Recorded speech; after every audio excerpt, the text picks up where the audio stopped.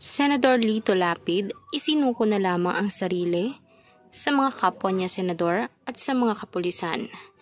Ibinigay na niya mismo ang kanyang biso na para siya ay imbestigahan at talagang tukuyin kung ano nga ba ang tinatago niya sa Pampanga.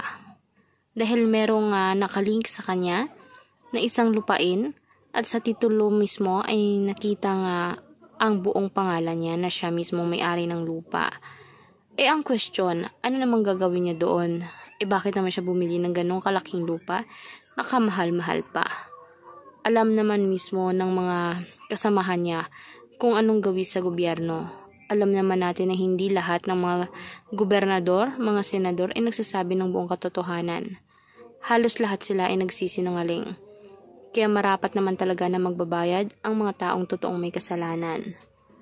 Kayo ba mga kanetesen? Naniniwala ba kayo na may kasalanan ito si Senador Lito Lapid?